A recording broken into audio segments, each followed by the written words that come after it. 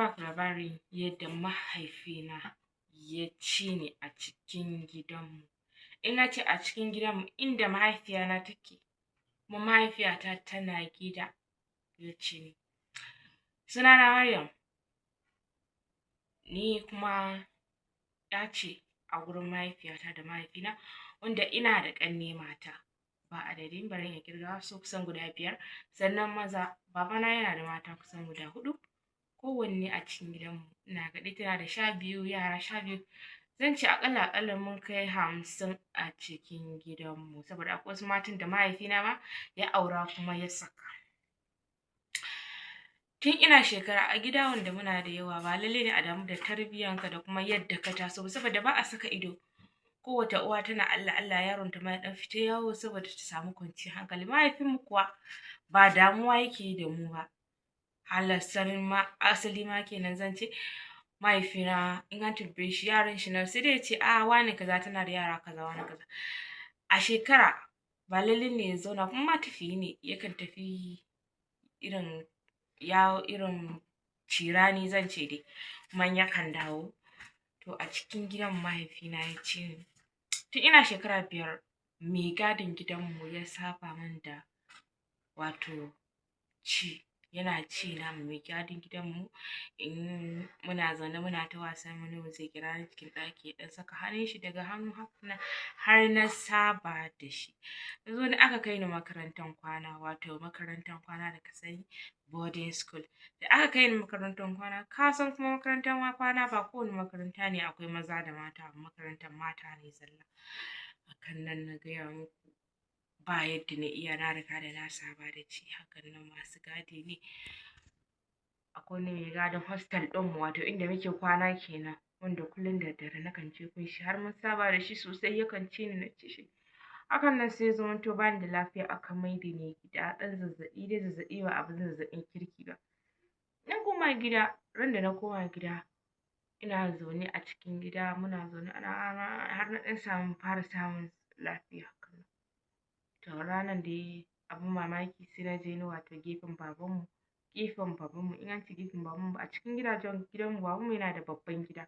Kowa yana da gefensa, matan shi 4 suna da gefensu da yaransu sannan shi ma yana da gefen shi. Ranan dai abu tsautsayi ya ja ni ƙofar shi.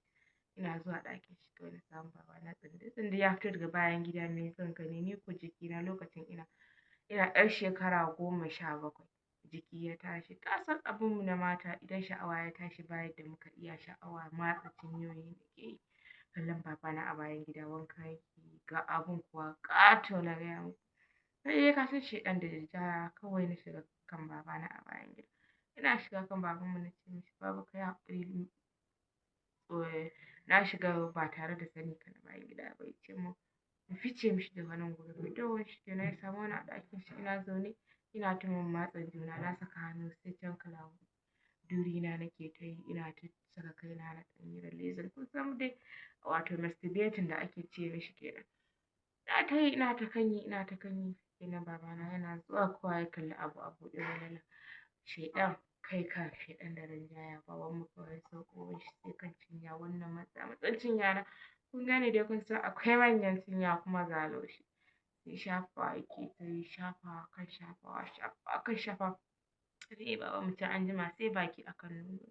Ni ko sai jin daɗi nake saboda na daɗe ban samu abun nan da kyau ba. Hakan nan na gaya muku babana ya ci ni kai ya iya ci kuwa ya ci ni. A ƙarshe dai da ya gama ci na tashi na tafi gida. Ina isa gida na je na samu mahaifiyata tana nan. Ina na fito nace na je gun baba ne kaza. Ce to shikenan ban dai gaya mata ga abin da ya faru ba. Muna cikin zama sai anjima. Ɗan kwanaki baya da ya wuce me za iskanta ga ni nan da ciki mahaifina ya ce mini kar in yadda in faɗa shi ne. Buɗe min ido yake mahaifiyana kuwa sai duka na take wa ya miki ciki. Mahaifina sai goyon bayana yake ki bar ta mana duka ba zai ba ki bi ta a hankali ni zan tambaye ta. Ka san dai yana dai nema ya rufa wa kansa asiri nan da nan na gaya muku. Babana ya siyo wani magani ya bani ya ce in sha. Sha kuwa nake yi kawai sai ga jini ya ɓarko mini. Yace kuma kar in kuskura in faɗa shi ya bani magani kuma kar in yadda in ce shi ya min ciki. zai rufa min asiri kuma zai yi yadda ba za a dake ni ba. To na zubar da ciki ko kan dai hakan nan mahaifina ana ta yi yana ta magana haka har magana ya sai ƙare. To dai kun ga yadda mahaifina ya lalata min rayuwa ya kuma ci ni a cikin gida. Yanzu hakan wallahi bana iya kwana biyu in mutum bai ci ni ba, nakan fita waje na nemi wanda zai ci ni ku taimaka min. Ku kuma yi ƙoƙari wallahi tallahi ku iyaye mata ku jawo yaranku kusa da ku. Haka ma maza ku ja su ku ringa sanin me damuwarsu da kuma mene yake faruwa a rayuwarsu. Mahaifiyana ba ta samu ta ja ni a kusa ba, shi yasa kuma har ma mahaifina ya ci ni kuma ban gaya mata ba kuma har na saba da wannan abu.